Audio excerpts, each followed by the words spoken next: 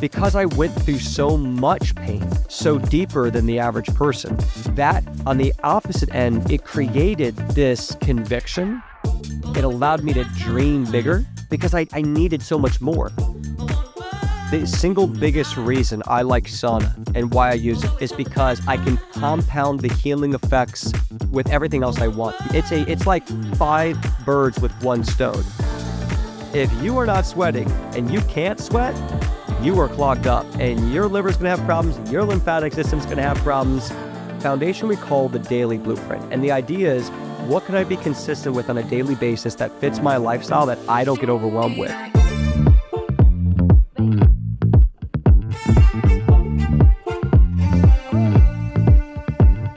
Welcome to the Sweat Fanatic Podcast.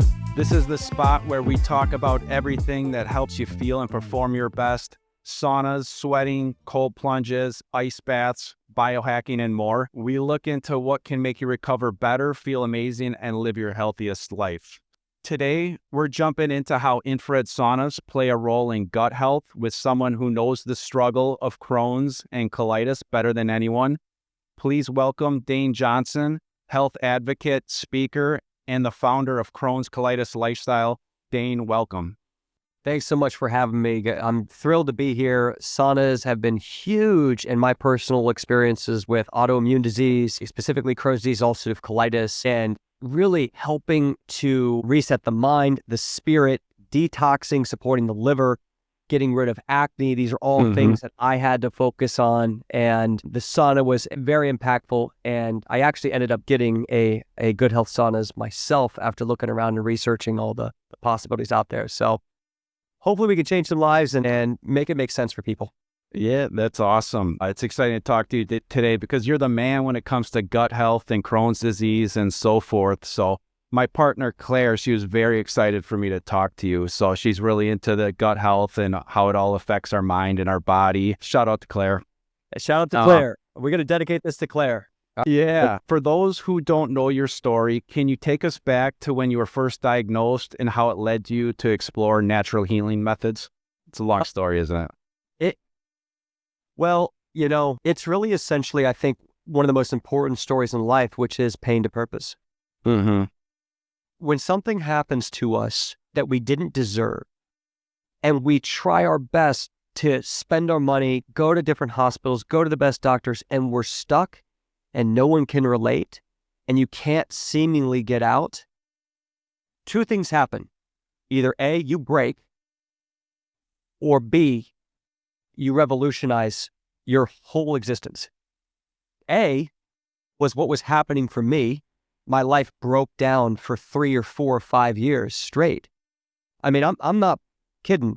Housebound for a year, stuck in a wheelchair for a period of time, 20 bloody bowel movements a day, was told I needed to get my colon removed. I was on 2 different biologics for what's supposed to be for life. I was diagnosed at 22, 23, first blood in the stool at 19 years old. I had barely been aware of adult existence, and now I'm fighting for my life.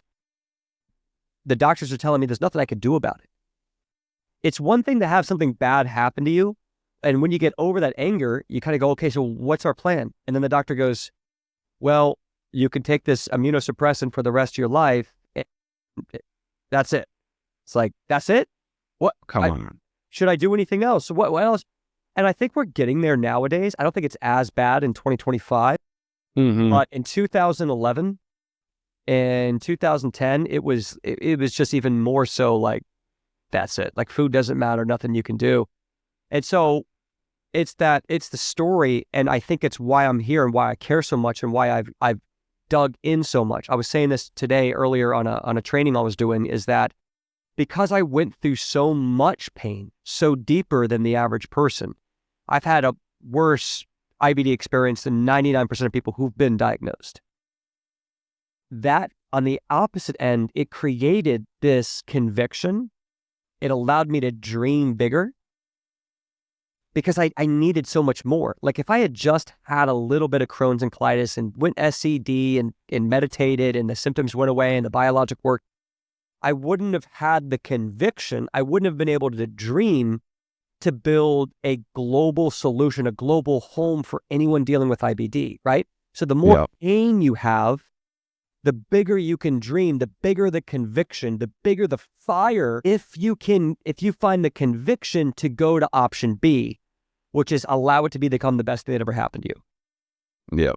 And that's a trial. That's a journey. It's not going to happen quickly. It's the hardest thing you're ever going to do. There's going to be times I guarantee you'll get overwhelmed. I guarantee you'll get anxious. I guarantee you'll want to quit. I guarantee you'll feel lonely. I'll guarantee that there'll be times where you say this is impossible. It's just guaranteed. So expect it. If you're going through that right now, you're where you're supposed to be. When it comes to chronic disease and something happening to you and being a victim of it, it's the steps that you go through. And then something had to click in me. I nearly died of this disease, December of 2014. And that was years of suffering, and something really clicked in me. It clicked in a few times, but there was this major click where I was just done being a victim. Is that where the major turning point was when you're pretty much on your deathbed? Well, it was the biggest test I had been under. Like, imagine if you were practicing for a sport and then you had made the Olympics. The Olympics is the biggest test. So when I nearly died, it was the biggest test. It was the, so to speak, Olympics of can I heal myself? And so you just gain that much more wisdom. You get tested that much deeper. You have to find a deeper truth in yourself than ever before. And you can't be swayed by the noise in society and what that part of your brain is, that fear in your brain is trying to enroll you in. You got to enroll your brain and the world in this idea of this is what the reality is, and it is because I say so, and I'm going to manifest it, I'm going to vibrate at it, and you realize that to create it is to actually get happy in the process. You can't be upset, you can't be a victim and heal at the same time. And I'm going to let you in on a clue on this. There's not one person in the world who does not have the feelings of sadness, the feelings of depression, the feelings of anxiety, the feelings of being overwhelmed inside of them. Not one. You don't think Muhammad Ali got overwhelmed? You don't think Martin Luther King got scared? Michael Jordan? Your feelings don't define you. How you respond to those feelings and take action on them will define your life. Don't get overwhelmed on a feeling because they're normal. But Dane, I feel sad. I feel sick. I feel angry that this happened to me. I feel angry there's nothing I can do. That's normal, and it will not define you.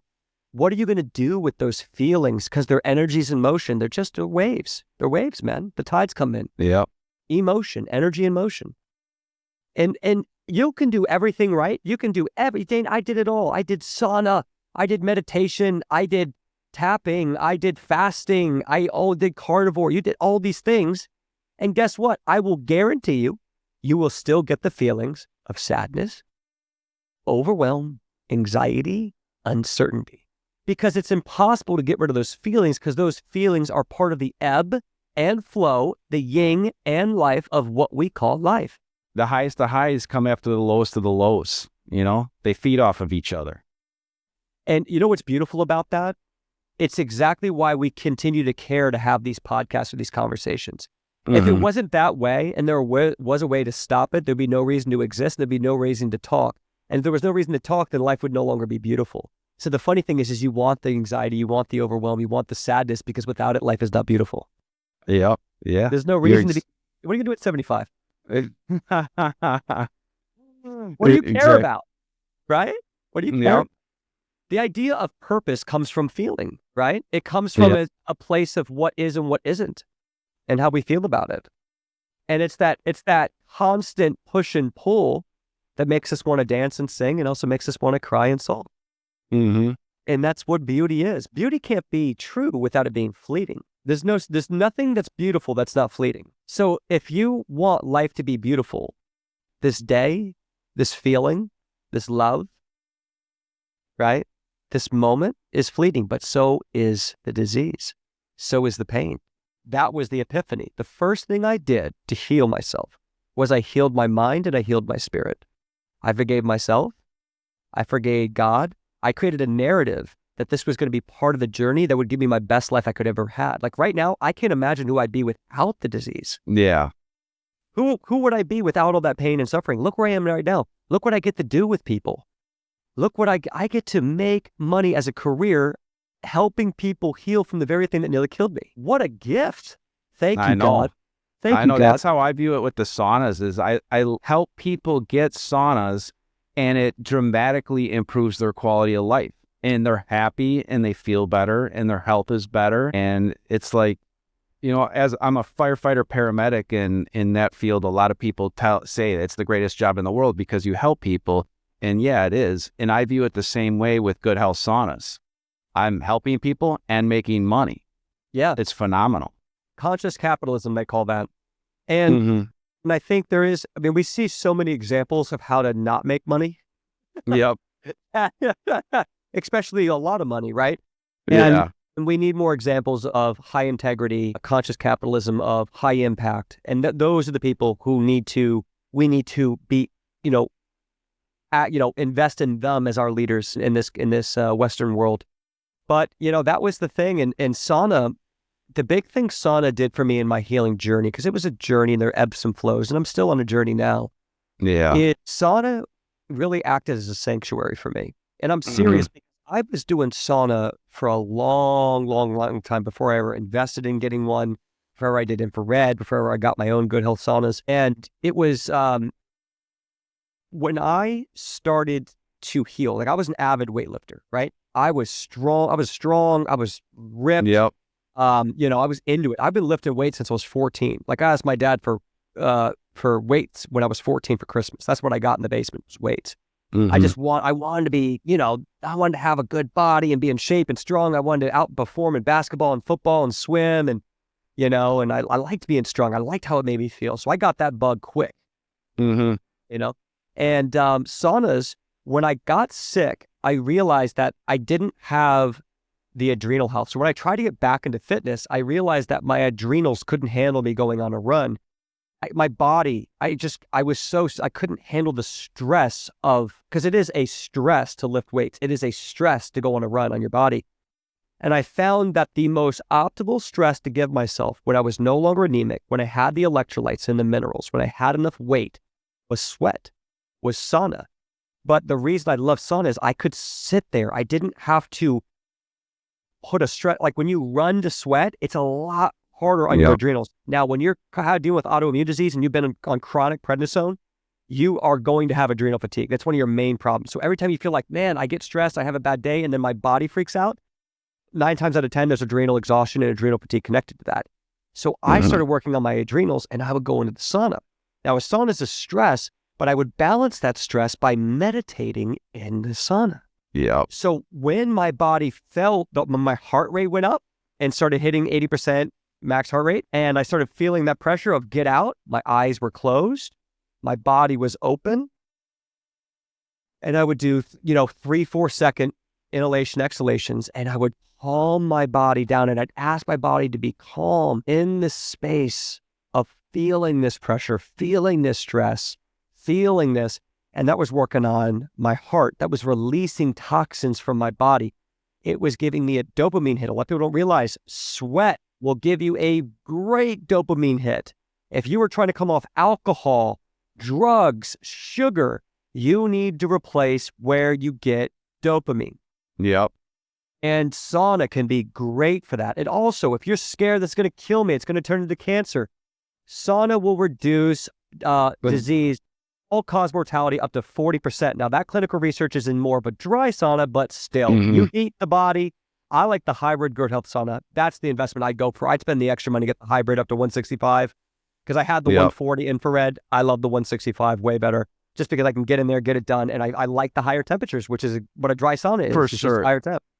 And to go back to what you said about the mental stress of being in there, and everything in your body is telling you, I have to get out of this thing. This thing, it's too hot. I'm feeling claustrophobic. And the benefits of just silencing your mind, making it quiet, and then doing your breathing exercise or just breathing slow and controlled, I think I'm glad you touched on that, because I think that's one of the benefits of saunas that gets overlooked the most. Because you do hear about pain relief and detoxification and reducing your risk for cancer, and that stuff's more kind of out there, but the actual mental benefits of increased focus, attention span, mood from the mental stress, that's one of the biggest reasons why I use mine. But yeah, the Good Health Saunas Hybrid series, I mean, that is the hottest infrared sauna in the market. That thing's intense. So I love that thing. You know, if I had to name my single biggest reason I like sauna and why I use it, is because I can compound the healing effects with everything else I want. It's like 5 birds with 1 stone. So here's an idea. When you're chronically sick, how do you start to get your body back in shape and performance? You need to work on your heart rate, right? You need to work on your ability. And one of the best things you can do to work on your drainage pathways, your detoxification, is to sweat. So I'm optimizing my drainage pathways. That's going to help the liver. It's going to help boost glutathione levels. I'm getting a dopamine hit. When you get out of there and you're like, woo, like you're going to think better. You're going to handle adversity better. You're not going to be as depressed, even if your symptoms are the exact same. So if I had Crohn's or colitis, for example, and I had 10 bowel movements a day, if I'm getting in the sauna, I'm going to be more resistant to the worry and fear and doubt of those said 10 bowel movements. I'm going to look younger. My skin's going to get better. Acne. I had severe cystic acne, and that helped that get it out. Especially if I'm doing antipathogens, I'm killing off parasites, bacteria, candida. That's going to help release those endotoxin buildups in my body to reduce the chance of a Herxheimer reaction. Now, there's a time and place. If you're chronically sick, you really need to be knowing what you're doing with hydration, electrolytes, minerals, vitamins. You know, magnesium is a huge problem. If you're sweating, you are going to be very deficient in magnesium. You have to be able to be taking magnesium glycinate. Got to be taking good, clean electrolytes. I use E-Lite by Body Bio. I don't like all the preservatives and sweeteners and all those. So I like Body Bio's E-Lite, and then I'll use like nano minerals. I use something called Bone Matrix by Listen to Your Gut, Jeannie Patel, which has got boron and a few other fantastic copper, a few other fantastic harder to find minerals. But I'm getting all those up. Now when I'm in there, I might meditate. I might read a book. Like when I was healing, I remember days, I'm 190 pounds right now. I was in there at 135, 140 pounds because my body was ready to sweat, even though I was still very underweight. I wasn't lifting weights. It just wasn't there yet, the stress. So I'd go in the sauna and I would read for the first 15 minutes. And there'd be big muscle guys. And every once in a while, I'd be like, what are you reading? Like I'd be in there every day. You know what I was reading? Tony Robbins, Unlimited Power, Unleash the Giant Within, Joe Dispenza, Breaking the Habit of Being Yourself, Dr. Susan Blood. I was reading Jordan Rubin. I was reading all these guys where while I'm sweating, I'm working on my mind. So that's the single biggest reason is I can work on my fitness, detox, and I can compound it by taking this time to work on my mind and work on what I'm trying to create. So it's one of the best things you can compound with something else. So if I do other protocols, it's hard to compound them together like you can with a sauna. People from all over the world reach out to you that have Crohn's disease, I can never say the word, ulcerative. Thank you. I appreciate it. So when they come to you, I'm sure they're in a lot of pain, their quality of life is not very good, and their health is failing. It seems like you have a multifaceted approach to helping patients deal with these disrupting diseases. What does your treatment protocol entail in a brief, kind of short message? Yeah. So the first thing I want to do is I want to build a foundation that they feel like they can do and they feel hopeful can address some of their root issues. So there's this education of, it's like a chess match. Like we think these are the main issues that are causing said problems. And we have to do a lot of intake of like, where are you? What's the big thing that's interrupting your life? Who are you? And then we build that foundation. And the foundation we call the daily blueprint. And the idea is, what can I be consistent with on a daily basis that fits my lifestyle that I don't get overwhelmed with? So if I give it to this, for example, a person A versus person B, they might have the same symptoms, same diagnosis, but one person might have 3 kids and a job and we working 80 hours a week and work the weekends or the nights. And that might be different than the other person on the left who's single and has the time. So I'm also listening to you with, are you okay? Do you want to hit this as hard as you can? What's your budget at? Are you okay taking 15 supplements or you only want to take 5? And you say, wow, do I need to take 15? You don't need to. I'm just understanding where you are, the more I understand you, the more I can build the plan I want for you that fits your life, and I know what gear to put it in. And that's the thing is people want to love their plan. If one of the biggest things that was hard for me was when I came in, I was like, I need to heal. I would get a plan. I'd pay a doctor all this money and I would hate the plan, loathe the plan. Like, great. It's chicken, it's bone broth, and then chicken with white rice for 3 weeks and then come and talk to me. So it's like, all right, count the days, day 2. And it's like, just eat these 2 things, don't do anything else, go to bed. And I would just loathe. And you know what I would do? I would escape through Netflix. I would binge movies. I wouldn't even get dressed for the day. I am just trying to live through these days. And I'm trying to figure out how to eat this crappy, tasteless, disgusting stuff one more time. That was my experience in 2012, 2013, 2014. So I've got to build a plan that you're excited about, that you love. And I know there's a lot of things. Like if I build an elemental shake and you can handle fruit, now I've got blueberry. Now I've got taste. I've got sugar. I've got monosaccharides. I've got potential banana. I got strawberry, maybe even papaya. So I've got good taste in there. Maybe I've got really well-cooked chicken wings. Now, like if you're a game day, if I'm a sports guy, like I know he probably likes wings. Okay, I got wings in there. Maybe I'm talking to a vegan who really likes oatmeal. Okay, maybe I'm doing pressure cooked and sprouted rolled oats with a little bit of raspberry and blueberry and sprouted and grounded flax and chia because they can handle the fiber versus person B can't handle that fiber yet, or they haven't been built that way. So I am painting a canvas with you, and then I'm making sure you feel comfortable. And then I say, do this, which we created together for 2 weeks. Then we dance with it. It's like a symphony. So I build that first symphony, and then we come back. We might change the A to an A minor. We might, for the second chorus, we might go up and lift it here or lift it there based on what happened. So you're only doing something for 2 weeks, and then I'm adding on it.